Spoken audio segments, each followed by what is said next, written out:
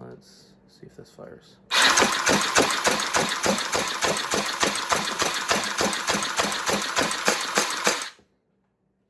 That got through a full magazine. Hello. I got a new top cover installed and a new crank wheel. I updated the crank cover to keep the wheel in place better.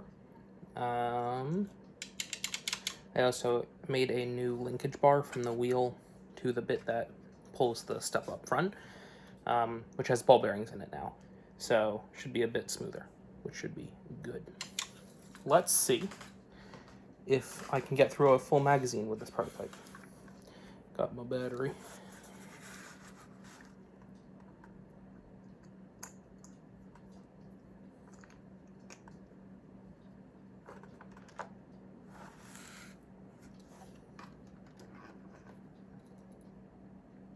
Okay. Does it cycle? Yes.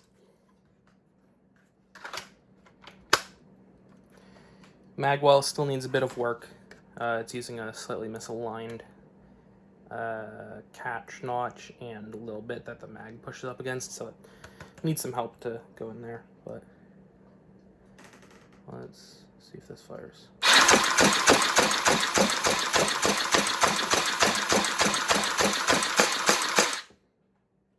That got through a full magazine. And all the darts seem to be of good FPS. You can smell the ozone in this. I don't think it's a battery. No, it's not the battery. So I can smell the ozone from the motor, or whatever that motor being used smell is. I'm actually going to stop this video and do slow-mo.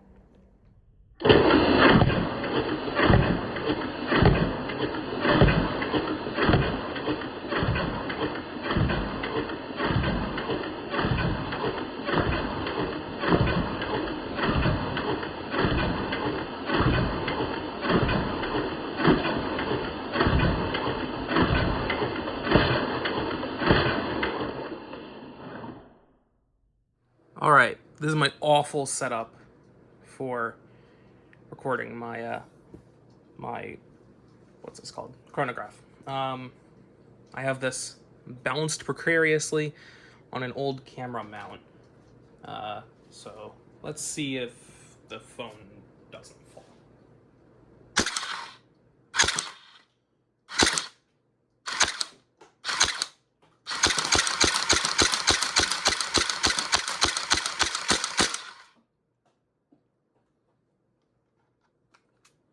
That's pretty good. Oh. There we go. Empty magazine. That's pretty good. I am quite happy with that. It seemed like it was mostly 130 to 140 with a few outlier 100s. That seemed mostly good. This is with a 4-inch piece of K25 and a 9-inch barrel, I think. So I think that's pretty good,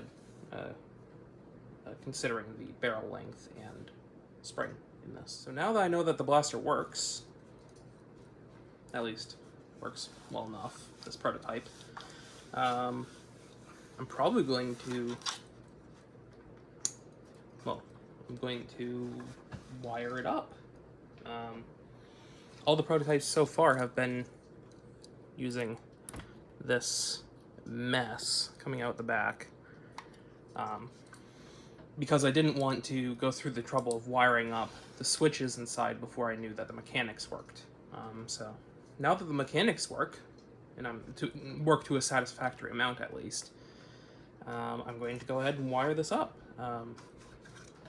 There are 2 switches in this. I'm trying to hold this in front of the camera, which is still very precariously balanced. You know what? I'm not going to show you it. I'm just going to talk about it. There are 2 switches in this. There's one switch for the trigger, and there's another switch behind the trigger where the priming block slides over that secondary switch, and that secondary switch is a cycle control switch. So as long as the breech is open, it will depress the switch, which even if you let go of the trigger, it will keep the motor running until the breech no longer goes over the switch, at which point it will disengage.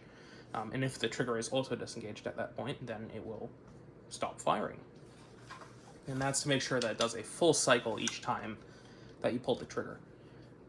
It should hopefully stop the ram from just sitting in the middle of the cycle, locking the magazine in place and keeping the spring primed, even though it's,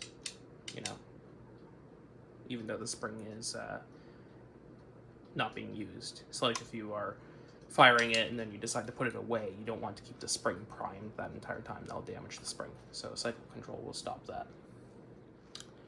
Yeah. So overall, I'm pretty happy with that. Yeah. So I'm gonna go wire this up.